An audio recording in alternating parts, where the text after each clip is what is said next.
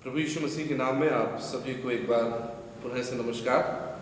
और उम्मीद है कि बीते सप्ताह में परमेश्वर ने आपको आशीष किया होगा, और न केवल संसारिक रीति से परंतु परमेश्वर ने अपने वचन और अपनी आत्मा की अगुवाई में आपको सामर्थ प्रदान की होगी, समझ प्रदान की होगी, ताकि आप मसीह में और मसीह की बातों में और अधिक आगे बढ़ सकें। आज के दिन हम प्रभु की प्रार्थना का जो अपने मनन की श्रृंखला है उसके अंतिम पड़ाव पर है। आज के दिन जो हमारा मनन का हिस्सा है वो है, क्योंकि राज्य और पराक्रम और महिमा सदा तेरी। ये निवेदन नहीं है परंतु ये परमेश्वर की स्तुति का एक गीत है। लेकिन इससे पहले कि हम इस गीत पर मनन करें, इस डॉक्सोलॉजी पर मनन करें, स्मरण करें कि प्रभु की प्रार्थना में हमने क्या मूल बातें सीखी। हमने प्रभु की प्रार्थना में जो मूल बात सर्वप्रथम जो सीखी है और जो बहुत ही प्राथमिक है और जो हमारी प्रार्थना के लिए बहुत ही अनिवार्य है, वो ये है कि हमारी प्रार्थना सदैव हर परिस्थिति में परमेश्वर केंद्रित होनी चाहिए। और जिस रीति से हमारे प्रत्येक कार्यों का उद्देश्य परमेश्वर की महिमा करना होता है, उसी रीति से इस प्रार्थना के करने के द्वारा भी हमारा उद्देश्य परमेश्वर की महिमा करना होना चाहिए। न केवल इस प्रार्थना परंतु दूसरी अन्य प्रार्थनाओं को जो हम करते हैं अपने व्यक्तिगत जीवन में, उन प्रार्थनाओं में भी हमारा लक्ष्य, हमारा उद्देश्य ये होना चाहिए कि हम अपने स्वर्गीय पिता की महिमा अपनी प्रार्थना में करें। तो प्रभु की प्रार्थना में जो मूल चीज हमने सीखी है कि हमारी प्रार्थना हमारी आवश्यकताओं से संबंधित नहीं है, परंतु ये परमेश्वर के साथ किया जाने वाला एक संवाद है। और उस संवाद का उद्देश्य है कि परमेश्वर का नाम महिमा पाए। जब हम उससे कहते हैं कि तेरा नाम पवित्र माना जाए, तब हम उसके जीवन को अपनी पवित्रता में अनुभव करते हुए इस बात के आकांक्षित होते हैं कि जब हम परमेश्वर के नाम को अपने विचारों में, शब्दों में, कार्यों में पवित्र माने तो परमेश्वर का नाम महिमा पाए। जब हम उससे कहते हैं कि हमारे दिन भर की रोटी तू आज हमें दे, तो हम अपनी आवश्यकताओं की पूर्ति के लिए परमेश्वर की महिमा करें। जब हम उससे कहते हैं कि तेरी इच्छा जैसे स्वर्ग में पूरी होती है वैसे इस पृथ्वी पर भी पूरी हो, तो हमारी आकांक्षा ये है, हमारी कामना ये है कि हम परमेश्वर की इच्छा को यहाँ पर पूरी करें पृथ्वी पर, और इस रीति से उसके नाम की महिमा का कारण। जब हम उससे ये मांगते हैं कि जैसे हमने अपने अपराधियों को क्षमा किया है वैसे ही तू भी हमारे अपराधों को क्षमा कर, तो उसके द्वारा जो हमें क्षमा सेठ में मिली है उसका दैनिक अनुभव करके हम उसके प्रति कृतज्ञ होते हैं, उसके प्रति धन्यवादित होते हैं और उसकी महिमा करते हैं। जब हम उससे कहते हैं कि तेरा राज्य आवे, तो हम परमेश्वर के राज्य के विस्तार के लिए प्रार्थना करते हैं, सहयोग करते हैं, प्रयास करते हैं, प्रचार करते हैं, और साथ ही साथ हम ये प्रार्थना करते हैं कि जैसे जैसे परमेश्वर का राज्य संसार में विकसित होता चला जाता है, विस्तृत होता चला जाता है, वैसे वो हम में हो, ताकि हम जहाँ कहीं भी हो, जिस परिस्थिति में हो, परमेश्वर के राज्य की घोषणा करें और उसके नाम की महिमा का कारण हो सके।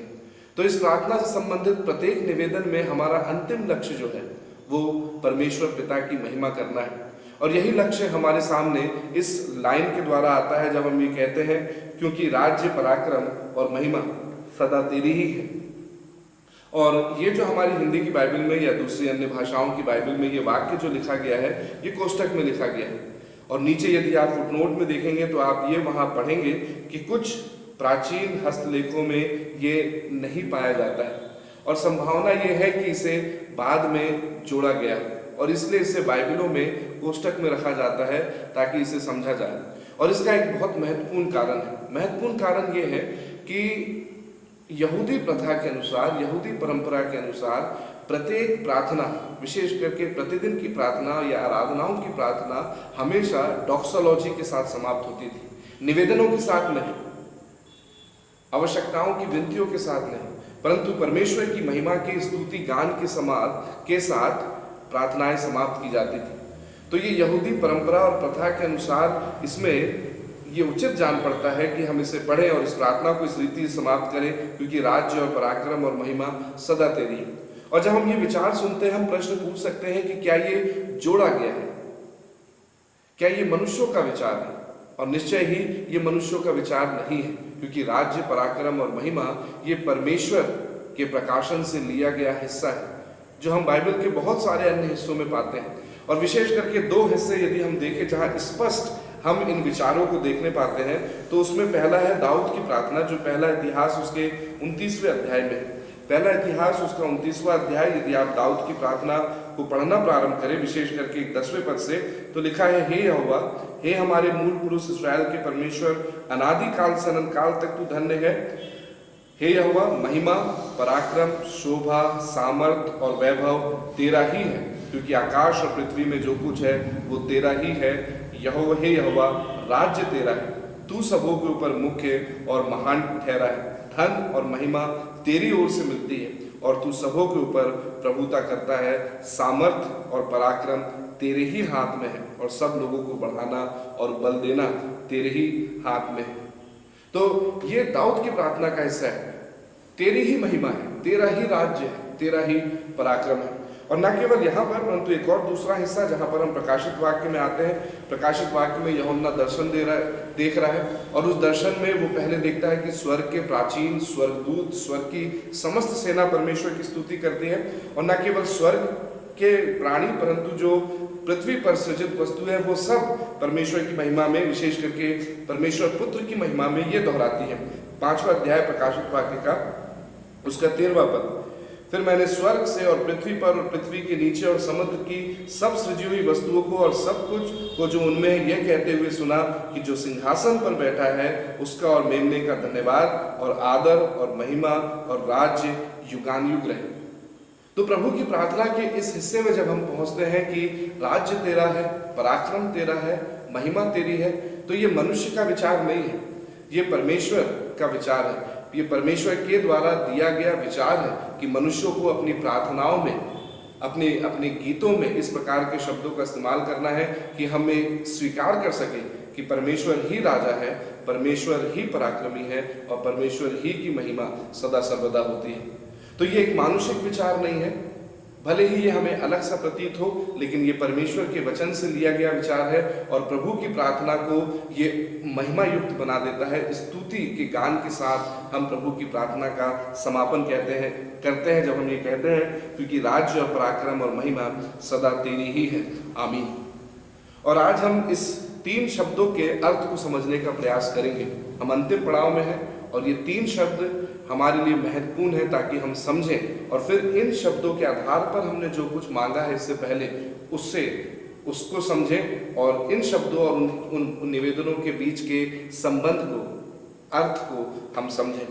पहली चीज है परमेश्वर का राज्य, क्योंकि राज्य तो पिता का राज्य, पिता की प्रभुता, और पिता की प्रभुता जो है वो अनंत है, क्योंकि राज्य, पराक्रम और महिमा सदा तेरी है। इस वाक्य का पहला शब्द है राज्य। राज्य शब्द परमेश्वर की प्रभुता का हमें स्मरण दिलाता है। हालांकि इससे पहले हमने परमेश्वर के राज्य के विषय में सीख लिया है। जब हमने ये मांगा कि तेरा राज्य आवे, तब कुछ बातों को सीखा है, लेकिन वो हमसे संबंधित हुई है। हमारे और परमेश्वर के राज्य के बीच में क्या संबंध है, हमारे और परमेश्वर के बीच में परमेश्वर के राज्य का जो संबंध है उसका महत्व क्या है, इन विचारों पर हमने मनन किया है। लेकिन आज हम विशेष रीति से जब इस हिस्से पर है, हम अपना ध्यान केंद्रित करते हैं परमेश्वर के राज्य पर और विशेष करके परमेश्वर की प्रभुता पर।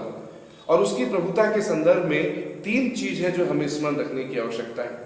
पहली चीज जो है उसकी प्रभुता के संदर्भ में वो ये है कि वो सर्वदा की प्रभुता है, अनंत काल की प्रभुता है।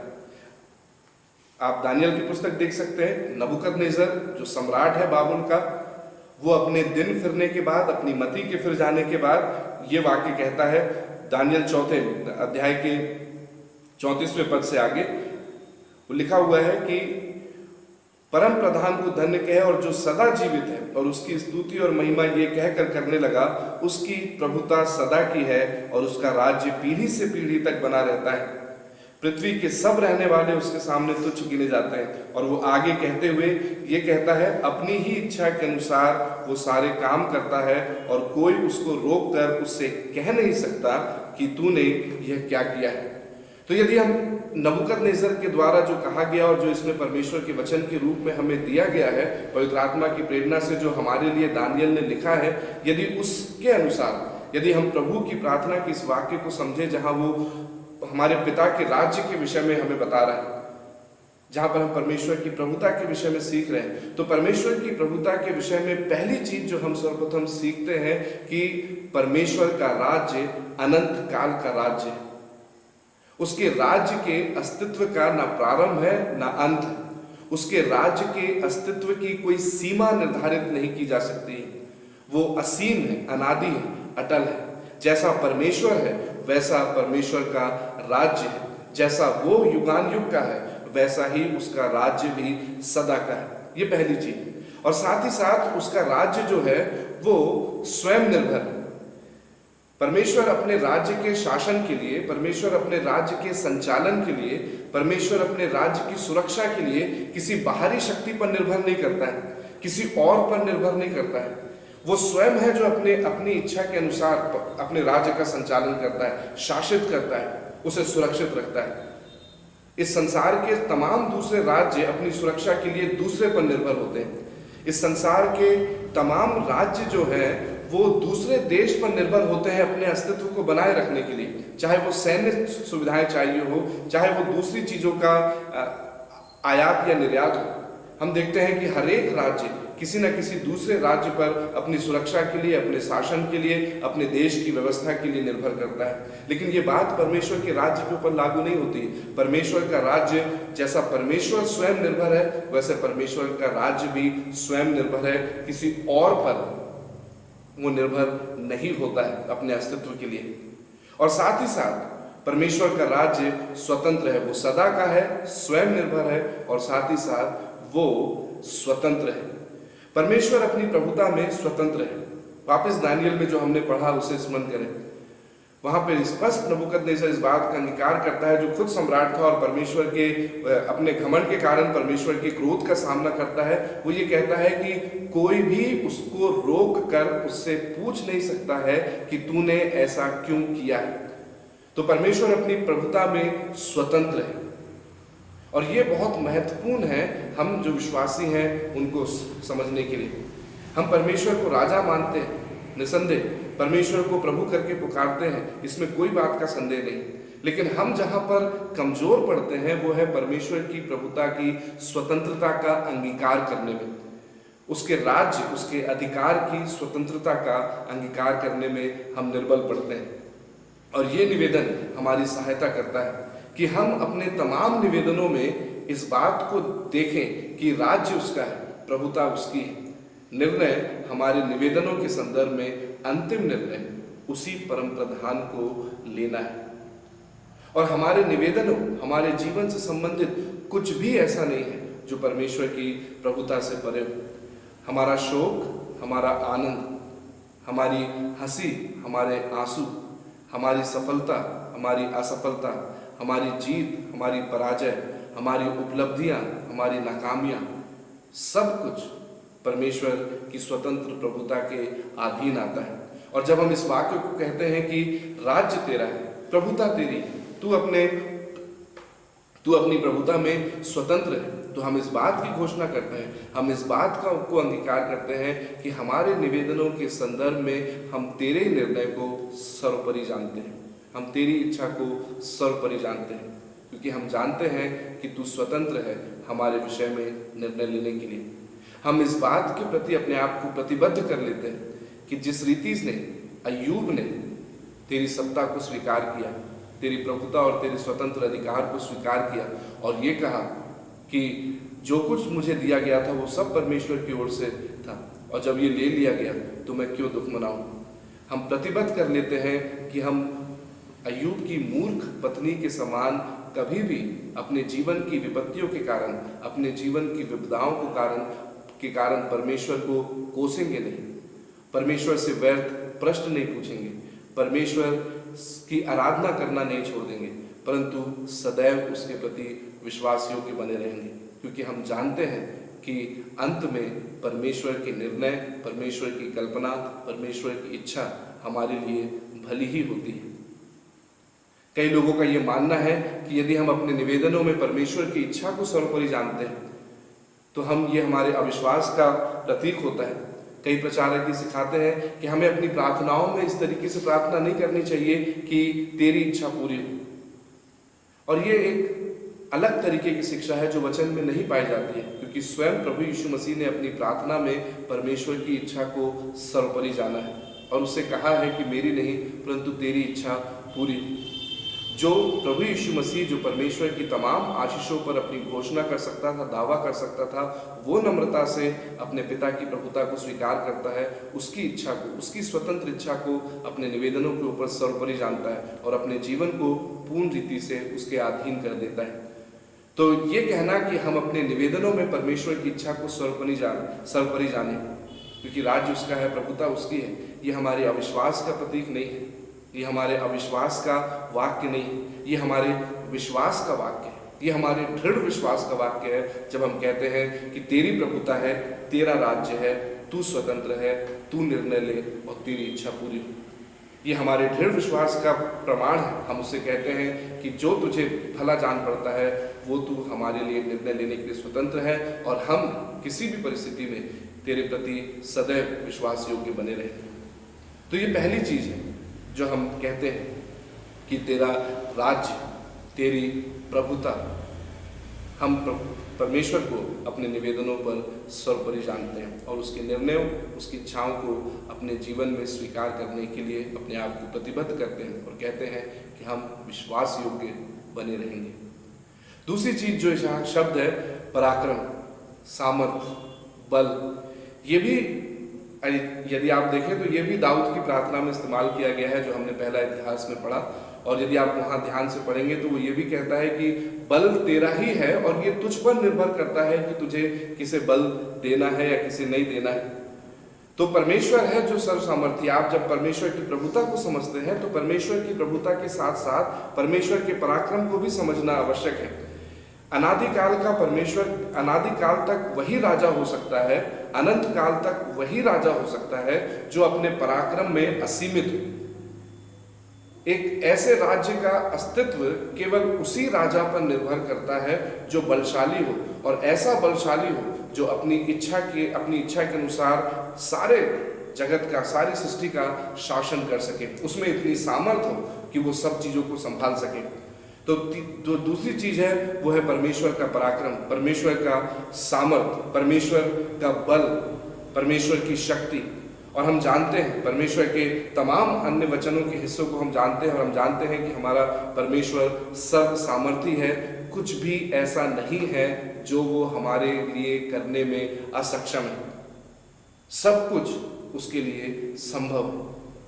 वो पराक्रमी परमेश्वर है, तो उसका राज्य, उसकी प्रभुता सदा की है और उसका पराक्रम सदा का है, उसका सामर्थ सदा की है। लेकिन आज के परिवेश में यदि हम देखें, विशेष करके अपनी संस्कृति में, तो बहुत से ऐसे लोग हैं जो परमेश्वर के सर्व सामर्थी होने पर, परमेश्वर के सर्व पराक्रमी होने पर, सदा पराक्रमी रहने पर प्रश्न चिन्ह लगाते हैं।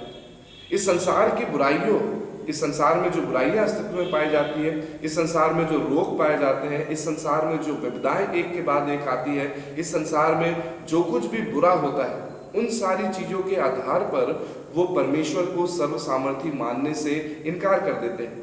वो परमेश्वर के अस्तित्व से इनकार नहीं करते हैं, लेकिन हाँ, वो जरूर ये तर्क करते हैं कि यदि परमेश्वर सर्व सामर्थी होता तो इस संसार की बुराइयों को, विपदाओं को, रोगों को, मृत्यु को और अन्य तमाम मानव को नुकसान पहुंचाने वाली चीजों को वो रोकता।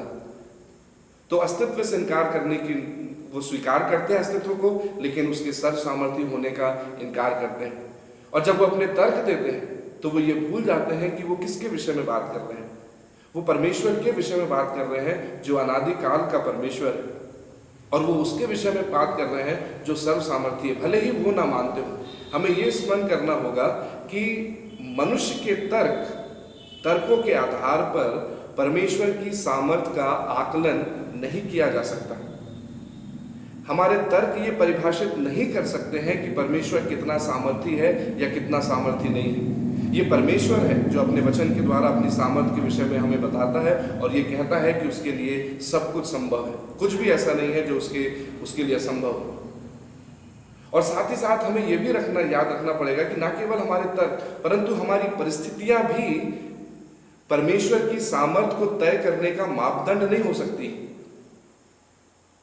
हमारी परिस्थितियों के आधार पर हम परमेश्वर के गुणों का आकलन नहीं कर सकते हैं, परमेश्वर की सामर्थ का आकलन नहीं कर सकते हैं। इसके विपरीत हमें ये समझना होगा कि परमेश्वर सर्व सामर्थी है, लेकिन सर्व सामर्थी होने के साथ ही साथ जिस रीति से वो अपनी प्रभुता में स्वतंत्र है, उसी रीति से अपने पराक्रम में भी वो स्वतंत्र है। सामर्थ उसका है, पराक्रम उसका है, और चूंकि वो उसका है तो ये उसका निर्णय होगा कि वो अपने सामर्थ को किस रीति से लागू करता है, किस रीति से एक्सिक्यूट करता है। कभी ये संभावना है कि वो अपने सामर्थ को विस्तार प्रदान करे और आश्चर्यजनक रीति से काम करे, और कभी कभी ये भी संभव है कि वो अपने स्वतंत्र निर्णय में अपनी सामर्थ को सीमित करे और परिस्थितियों को ना परिवर्तित करे। ये दोनों बातें संभव है, और ये दोनों बातें बाइबल में घटित हुई है, और अनेक उदाहरणों में हम जा सकते हैं। लेकिन कुछ एक उदाहरण यदि हम ले, पहला उदाहरण हम ले सकते हैं पतरस का, प्रेरितों के काम उसका 12वां अध्याय। याकूब हेरोदेस की तलवार से मारा जाता है, और पतरस उसी अध्याय में आश्चर्यजनक रीति से परमेश्वर के पराक्रम और सामर्थ्य के द्वारा बंदी गृह से छुड़ा दिया जाता है, मृत्यु से बच जाता है। तो पतरस के लिए परमेश्वर अपने सामर्थ्य को विस्तृत करता है, विस्तार प्रदान करता है, पतरस को बचा निकालता है। याकूब के लिए वो अपनी सामर्थ्य को सीमित करता है और वो होने देता है जो उसकी महिमा के लिए उपयुक्त है। न केवल पतरस के लिए, लेकिन पौलुस के विषय में हम सीखे, पौलुस की छाया से लोग चंगे होते थे, पौलुस के रुमाल से लोग चंगे होते थे, लेकिन जब वो स्वयं अपने शरीर में चुभाए गए कांटे से निवारण के लिए प्रार्थना करता है तो परमेश्वर उससे कहता है कि मेरा अनुग्रह तेरे लिए पर्याप्त है। तो पौलुस के द्वारा परमेश्वर ने अपने सामर्थ का अद्भुत प्रकटीकरण किया, विस्तृत रूप से लोगों को दिखाया कि परमेश्वर कितना सामर्थी है। लेकिन दूसरी ओर स्वयं उसके जीवन की तकलीफ को, उसके शरीर के कांटे को प्रभु ने नहीं हटाया और कहा कि मेरे लिए मैं जो तुझ पर अनुग्रह कर रहा हूं वो तेरे लिए पर्याप्त होगा। प्रभु यीशु मसीह का उदाहरण ले सकते हैं। प्रभु यीशु मसीह मरकुस के 14वें अध्याय में जब प्रार्थना करते हैं तो ये कहते हैं कि हे पिता, तुझसे सब कुछ हो सकता है, तू पराक्रमी है, तू सर्व सामर्थी है, ये कटोरा तू हटा ले। नहीं हटाया जाता है। प्रभु यीशु मसीह के द्वारा परमेश्वर ने अपनी अद्भुत अद्वितीय सामर्थ्य का प्रकटीकरण किया, लेकिन अपने पुत्र को उसने क्रूस की मृत्यु के लिए छोड़ दिया। लेकिन हाँ, तीसरे दिन उसे मृतकों में से जिला उठाया और फिर अपनी सामर्थ्य को और भी अविस्मरणीय रूप से प्रकट किया। तो ये परमेश्वर का निर्णय है, ये परमेश्वर का पराक्रम है, हमारा पराक्रम नहीं है जिसके विषय में हम बात कर रहे हैं। ये परमेश्वर का पराक्रम है, और अवश्य है कि परमेश्वर ही निर्धारित करे कि वो किस रीति से अपने पराक्रम का उपयोग करेगा। कभी वो उसे सीमित करता है किसी के जीवन में, कभी किसी के जीवन में वो आश्चर्यजनक रीति से उसे विस्तार प्रदान करता है। और हम इस प्रार्थना के द्वारा ये कहते हैं कि हमारा भरोसा तुझ पर है, तू सर्व सामर्थी है, राज्य तेरा है, पराक्रम तेरा है, और हम अपना भरोसा तुझ पर बनाए रखेंगे। तो ये हमारे भरोसे का निवेदन है। हम कहते हैं कि हमारा भरोसा तुझ पर है। और फिर तीसरी और अंतिम चीज जो हम यहाँ सीखते हैं वो है परमेश्वर की महिमा। प्रभुता, पराक्रम और प्रताप, राज्य, सामर्थ और परमेश्वर की महिमा। परमेश्वर की महिमा अद्वितीय, ऐसी महिमा जिसे मनुष्य देखने में असमर्थ है, ऐसी महिमा जिसका तेज भी मनुष्य बर्दाश्त नहीं कर सकता है। केवल मूसा है जिसने परमेश्वर की महिमा की एक झलक को, संपूर्ण महिमा को नहीं परंतु परमेश्वर की महिमा की एक झलक को परमेश्वर की सुरक्षा में देखा। और साथ ही साथ प्रभु यीशु मसीह। तो परमेश्वर की महिमा देखना हमारे लिए संभव नहीं है, उसका अनुभव करना हमारे लिए संभव नहीं है। और फिर प्रभु यीशु मसीह में परमेश्वर उसी महिमा को इस रीति से प्रकट करता है कि हम प्रभु यीशु मसीह की उपस्थिति में परमेश्वर की अनंतकालीन महिमा का अनुभव कर सकें। प्रभु यीशु मसीह परमेश्वर की महिमा का सिद्ध, संपूर्ण और सच्चा प्रकाशन है, और वो किसी औरा के साथ नहीं आया। प्रभु यीशु मसीह के पास एक प्रकाश पुंज नहीं था, वो एक साधारण रीति से आया, और उसके गुणों में हम परमेश्वर की महिमा को देखते हैं, उसके कार्यों में हम परमेश्वर की महिमा को देखते हैं। और यही चीज हमें अपनी इस प्रार्थना में हम स्मरण करते हैं कि महिमा तेरी है। इस संसार के सदा काल तक यदि किसी की महिमा है तो वो केवल परमेश्वर की है। इस संसार के सम्राट चले जाते हैं, उनका गौरव, उनका वैभव, उनकी सामर्थ्य, उनका अस्तित्व कब्र में सीमित हो जाता है। एक कॉफिन बॉक्स में उनकी सारी महिमा समाहित करके बंद कर दी जाती है। धीरे धीरे उनके किए गए कार्यों का, उनके वैभव और महिमा का स्मरण इस संसार से मिटा दिया जाता है। लेकिन केवल परमेश्वर है जिसकी महिमा सदा की है, और उसी की महिमा हम युगान युग करें। और आमीन के साथ हम इस प्रार्थना को समाप्त करते हैं। तो प्रभु की प्रार्थना एक स्तुति गीत के साथ समाप्त होती है, एक ऐसे गीत के साथ जिसमें हम परमेश्वर के गुणों पर फिर से अपना ध्यान केंद्रित करते हैं। प्रभुता उसकी है, स्वतंत्र प्रभुता, अंतिम निर्णय हमारे निवेदनों पर परमेश्वर का है, और उसकी इच्छा हमारे लिए सर्वोपरि है। सामर्थ उसका है, पराक्रम उसका है। वो अपनी सामर्थ को सीमित करने में और विस्तृत करने के लिए स्वतंत्र है। ये उस पर निर्भर करता है कि वो किस रीति से अपना सामर्थ का उपयोग हमारे लिए करेगा। और फिर तीसरी और अंतिम चीज, उसकी महिमा। महिमा उसकी है। इस संसार में कुछ भी ऐसा नहीं है जो सदा तक टिके। इस संसार में कोई भी ऐसा नहीं है जिसका स्मरण सदा तक बना रहे, जिसकी महिमा सदा तक बनी रहे। केवल परमेश्वर है जो युगान युग तक महिमा के योग्य परमेश्वर है। वो था, वो है और वो रहेगा। वो युगान युग का परमेश्वर है। प्रभुता उसकी है, सामर्थ उसका है, राज्य उसका है, महिमा उसकी है। परमेश्वर हमारी सहायता और मदद करे कि जब भी हम प्रार्थना करें, अपनी प्रार्थना के समापन वाले हिस्से में हम परमेश्वर से संबंधित इन बातों को स्वीकार करते हुए, अपने जीवन को उसके अधीनता में लाते हुए, उसकी महिमा करते हुए अपनी प्रार्थनाओं को प्रभु यीशु मसीह के नाम से समाप्त करें। आमीन।